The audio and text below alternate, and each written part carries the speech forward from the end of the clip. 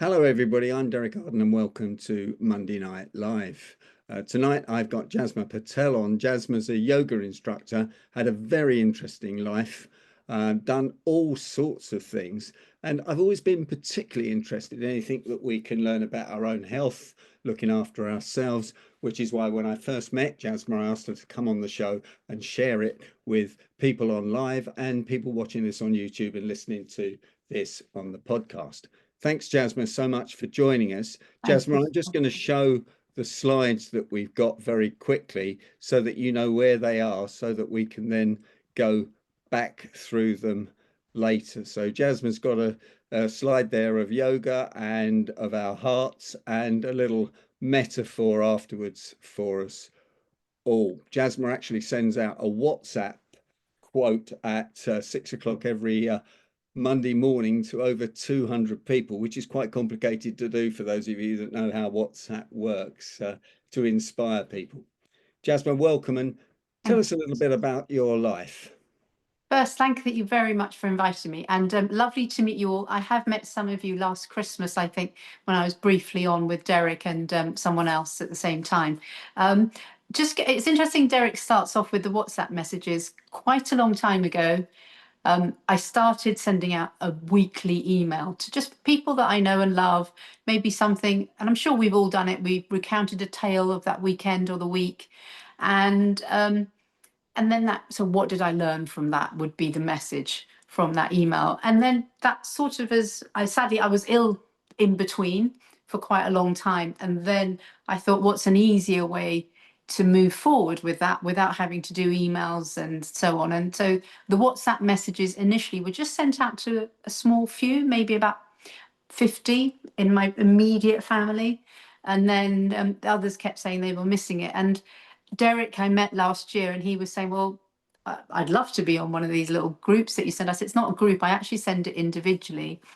And it's really important to me. And I think that part of being connected with people, and Derek certainly does this with his emails, is I don't know, I don't know how WhatsApp works completely. So the reason why I send everything out individually is because that's the only way I know how. It takes quite a long time. So I start at a certain time in the morning and then I finish about 2 hours later. And in between, I might be replying to people. But really, the aim, I always think in life, we're here for a reason. And I don't know how many of you have ever come across, have that sort of thought or consciousness of why are we here? And maybe my purpose is just to put a bounce in someone's step for the day, or to turn a corner in their thinking, or maybe a decision that they might make and might feel differently about the day. So that's why I do Monday morning messages. And I love doing them. And I've got to find a way of speeding them up. But that over time has evolved to many more people. And I'm now part of a yoga community as well. And just very briefly, I used to work in the corporate world a long time ago. I worked for blue chip companies predominantly. So a lot of my training was all about brand identity. I mean, I'm a marketer by profession, so it's about brand identity and how can we exploit market holes and niche, or find a niche. And then from that, I moved on. Initially, I was in the cigarette world, so a company called Gallagher in the UK, which has brands such as Silk Cut and Benson Hedges. And then I moved into Tesco, the food retail world. That was a shock. That was a bit of a ball right between the eyes. And at that time, Tesco were number 2 in the marketplace. And I went in thinking I could apply all my brand skills to make the area that I was under a lot more profitable, a lot more visible.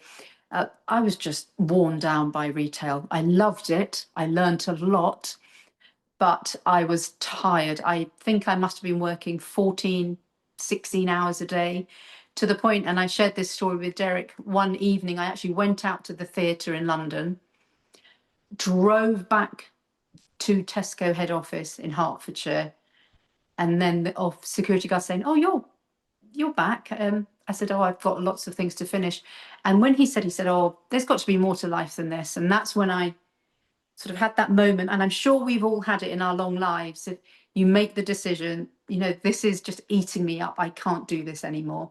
And I handed in my notice that day. I didn't have any plans as to what I would do. So I took a year out and did an interior design course, which I loved. So I followed what my heart wanted to do and then came back into marketing. And then I met and married my Liverpool supporter of a husband. Sorry to mention that. Obviously, I didn't know that at the time. And about as soon as I started working with him, he's had a handful of properties at the time, and he wanted a lot of help in terms of infrastructure. And that was where what I had learned from Gallagher really came into the fold. The systems, the processes, as we all know, we can all be great entrepreneurs and have brilliant ideas, but they'll only come to be what I would term financially successful if you've got some basic foundations in place. So you get a call, how are you going to deal with a call? How do you follow it up? How do you then make the numbers? How do you sell more? How do you create more profit? So I still work with my husband, by the way, 28 years on. But in between, I was diagnosed 10 years ago with an illness that really, it was like a bit of a ball head, knock, blow. I don't know, quite can't find the word, but it was a big blow to the head. And I was diagnosed with stage 4 cancer of the womb, which had taken over my lungs and my brain and my liver. And I'm here. Apparently, they told me I had 2 weeks to live. I don't remember any of that. I just thought my focus was on what I'm going to do afterwards. That was all it was ever on. And I didn't realize it at the time until I became a yogi, that I was using a lot of techniques that the yogis talk about all the time. One of them was visualization. So I'd always have a happy story to think about. When I had the injections in the spine for the brain cancer, they were lethal. You'd be on the bed after the application for 48 to 72 hours. And it's as if your head is in a vice, pressed in every direction. And that's because of the pressure difference. I don't know the science, but you had to do everything lying flat for 48 to 72 hours. 72 hours was the shortest amount of time I was actually ill. Sometimes it was longer than that. So it was quite debilitating. But I got through that through visualizing what I wanted to do afterwards. I had chemotherapy for nearly 10 months. That didn't work, sadly. But by that time, I couldn't walk. I was in a wheelchair, couldn't hold a spoon, couldn't do all the things that we're all used to doing. And so I was completely reliant on others. And then luckily, I was put on a trial immunotherapy drug, which was successful in one person, not successful in another. So it's a 50% chance I could live and 50% chance the other way. I thought, well, what have we got to lose? Let's go for it. And we were lucky enough to have private healthcare. And here I am today. Fantastic. Well, congratulations. And presumably that got you into thinking about yoga, ancient wisdom, and all that kind of, Yeah. Some people call it new age. It's not new age at all, is it? It goes back to the start of life. Absolutely. And I think what that got me to thinking, that the cancer genuinely, and I don't know how many of you have been in this situation where work is always pressing and you feel you've got to hit that deadline. And even during the treatment, we have our own business, so we had a lot of things going on. And sadly, I was still quite heavily involved. And I hadn't learned to let go. But I recognized that if I didn't change my life, or more important, I didn't change my thinking, I was just going to put myself back into the place where I was. So what happened was I started, when I was in treatment, I used to use music as a way of quietening my mind, and I used breath. Again, I didn't realize it was something that yogis practice all the time. And then I still hadn't found my real reason for being on this planet, as it were. I know that sounds like a huge overarching thing to aim for, but I still felt there was much more than just working as we had been doing for so long. And So in 2021, I started looking for, and perhaps some of you can relate to this, is, you know, what can I be doing? What should I be doing? What do I really want to do? And I ended up soul searching in 2021. That led me onto a yoga course, really because I had practiced yoga before. I know having a yogic body helped me save my life, but I didn't know much beyond yoga apart from the physical movements that you probably all see on, Instagram posts and so on. So I wanted to improve my practice because I couldn't walk. I was still really, really wobbly on my feet, and I just wanted to get better. So undertaking the course not only changed my life in terms of how I could learn to practice, but also what I learned through that ancient wisdom you talk of, Derek. This is 5,000-6,000 years old. A lot of the things that we know and hear about now, a lot of anecdotes, they're really based in some wisdom. They all knew the same things that we talk about regularly now. It's just that it wasn't shared as much. And it resonated with me. So I started teaching some people on a one-to-one basis and found that actually the best way to really get people into understanding what yoga can do is to start talking a little bit about the philosophy, but mostly about the breath. And you can take someone who's had quite a stressful day, and within minutes, less than a minute, you can dial down their nervous system. And that's, I believe, why people come to my classes. It's not just for the movement, it's for the combination of being able to dial down quite quickly, stay there for a while, and then have something to take away. And Brilliant. Well, that's what I've loved. and that's what we'd like you to do for us, please. We'd like you Oh, to explain some of it and show us how to dial down, because we rush around and we're lifelong learners and we get a bit stressed from time to time. So, yeah. Thank what you. can you teach us today?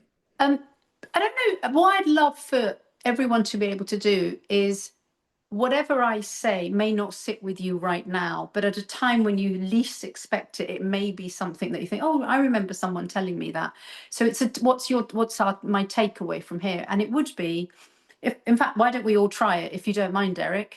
Let's do it. Cool. If we come to sitting, some of us might be in our chairs, but we might be slumped over or so on. But if we can literally sit on our sitting bones, right on the knobbly bits of our hips, and with a nut, thank you. And then from here, if it works for you, bring your eyes as low down, eyelids as close to the bottom as you can. So your eyes can be closed, or you're looking at a point in front of you. Draw your chin down a little bit towards your chest.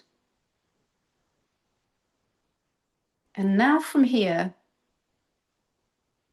draw your shoulder blades together at the back so the chest opens out ever so slightly. Maybe if your eyes are closed or at a spot on the floor or desk in front of you, you can start to just notice the breath in and the breath out.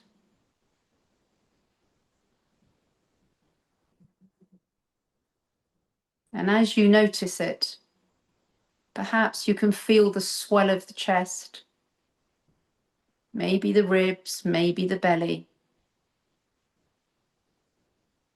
You might notice a small pause between the in-breath and the out-breath, and the out-breath and the in-breath.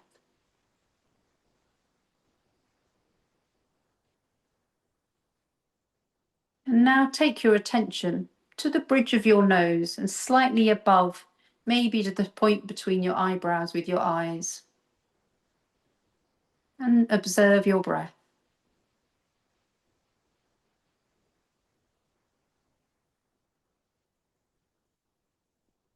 And then slowly, slowly, feel the pauses, notice the pauses.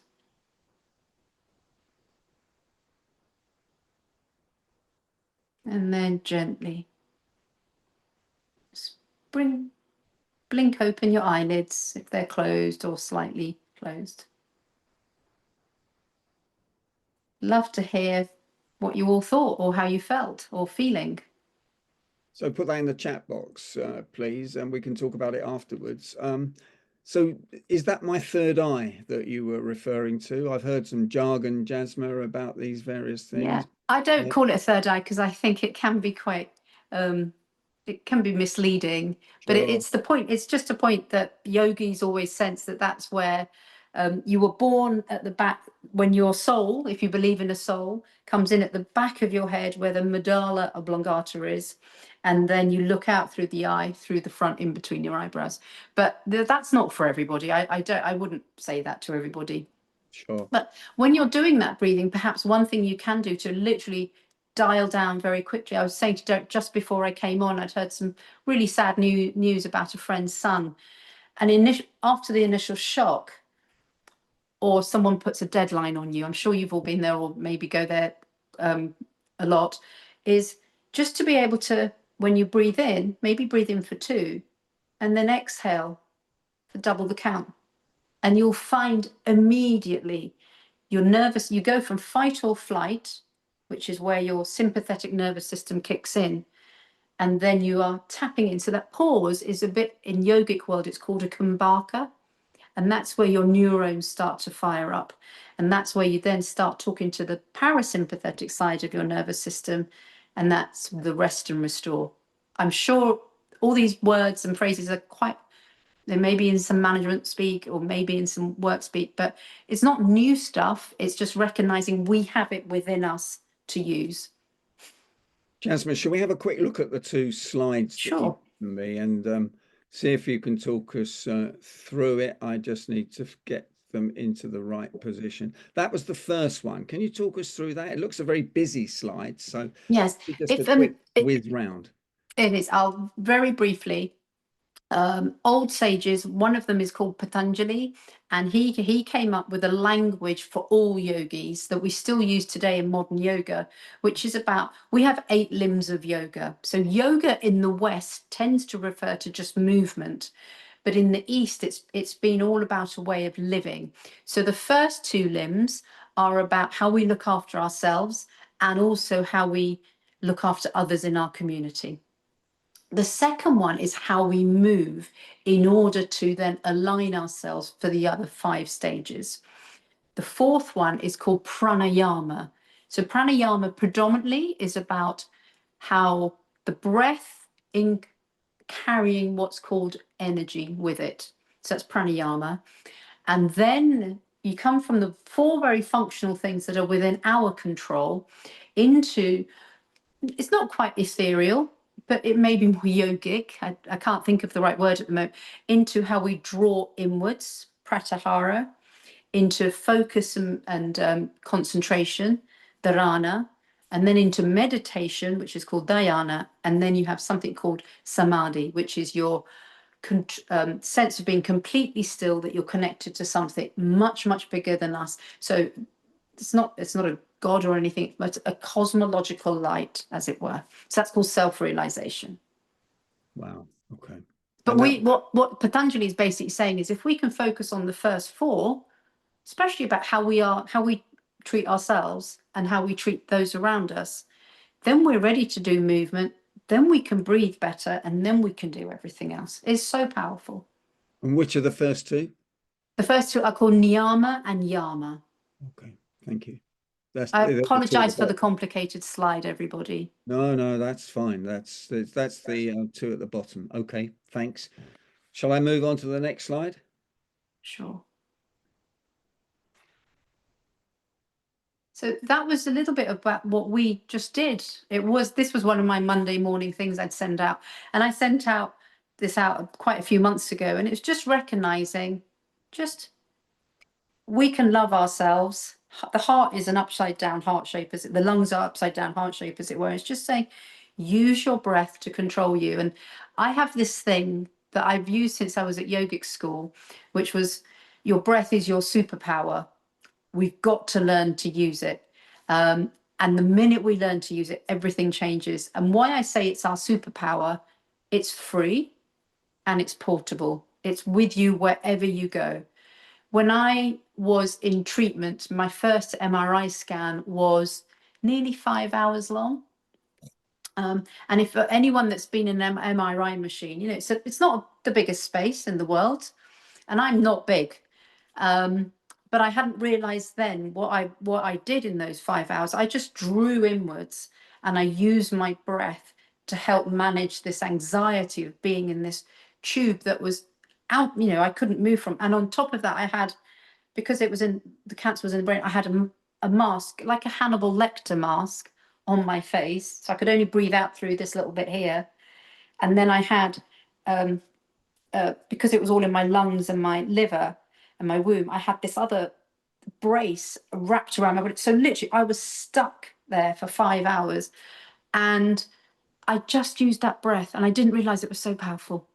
But it just dials everything down. It's the most powerful thing you have, and it's easy and free. And I tell my children use it. I tell my children's friends. I tell everybody about it. So hopefully that's something. If there's any takeaway from this today, it's just reminding yourself how much your breath can do for you.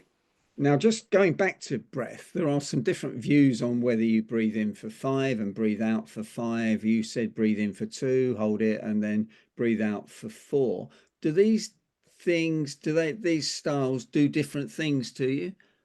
They do. Some can be energizing breaths. So if you, I don't know about the numbers so much, Derek, so I can't say enough about that, but I know there are different styles of breath to help you either feel more vitalized and more energetic. And there are others that tend to dial down your nervous system. So there are others that help you with focus. There are some that help you really what I would call, say, ground down, so that again it's just dialing down your nervous system but in a slightly different way. I genuinely think that no style of breathing is wrong, unless, say, if you're pregnant, you wouldn't do the energizing breaths because it's not healthy for you physiologically. But I've never, I mean, I chose the numbers 2 and 4 just randomly. It could be anything, but as long as, if you need your nervous system to dial down, make sure your exhale is much longer than your inhale. That's the only thing I would say. Dials it down. Certainly last week, Caroline Williams was saying resonance breathing is 5 in breaths and 5 out breaths in a minute. And apparently some research from the neuroscientist says that's hits a sweet spot. But then she said about altered state of consciousness is 3 breaths a minute, which is pretty tricky to do. I've tried it. I can just about get there before I fall asleep. As John Lisby says, he falls asleep. It's so easy to fall asleep on these in these issues. And some of the things you're talking about are actually linked to hypnosis as well. So, right, you know, which is just an altered state of consciousness as well. What else should we know, Jasma, before we close this fascinating session? I think I always think, no matter, I learned a lot of how to live later on in life by observing my mum. My mum is 85 years old. She's probably biggest warrior woman I know, and I didn't recognize it. She's quiet, but she's so powerful. And I learned from her that she meditates a lot, and she has been doing for over 45 years. And I really didn't acknowledge all these things, but I learned the art of being still and using your breath through observing her. So no matter where we are in life, and she's got quite a lot of challenges at home, you know, with quite stressful things going on, but she never lets them, she doesn't use words like that. And I have learned from her how sometimes the words that we use and the way we react to them aren't helpful. But if we can react to things, good and bad, in a way that helps us control our nervous system, then we should use our breath as that tool to do so. Use your breath. Brilliant. Now, one thing that happens to me when I do 1 or 2 or 3 deep breaths, I suddenly get ideas in my mind. I get distractions and my brain starts talking to myself. That's not supposed to happen, is it, if you go into meditation? Meditation isn't about forgetting what else is going on around you. It's allowing some quietness in. And I can't give you the exact definition of meditation here, I could be here for another 5 hours, but the aim being that ultimately what you are doing with meditation is recognizing there is noise around you. We all live in that state. Even if you lived in a village in, Cambodia, you'd still have noise around you, the bleating of the sheep. It's just recognizing I'm giving myself the time here right now to embrace this quietness, whatever that quietness is. So it doesn't have to be complete. Meditation isn't about complete silence. It's about using the environment around you to find some stillness within. Okay, now we've got one last slide, haven't we? You asked me to show, so I'm just going to show that, which is the tip you sent out today on WhatsApp. Yes. Do you want to read it out for me, Derek? Yes, I will. Finally, release your shoulders from your ears. Okay, I've done that. Unclench your jaw and remove your tongue from the roof of your mouth. Well, I can't have that, can I, while I'm talking? But we physically tend to hold on to stress in the least noticeable ways. Relax. And that's my garden this afternoon with the leaves coming down. It's really autumn, so I took that picture to put that on the backdrop because Jasma said I needed a bit of colour on her slides. So, Jasma, thank you so much for that. Will you stay on and answer a few Of questions? What can I course. ask members of Monday Night Live to give Jasma a vote of thanks in the normal Monday Night Live? Thank you, everybody. Thank you Thank so you much. so Thank much, you, Jasma. Derek.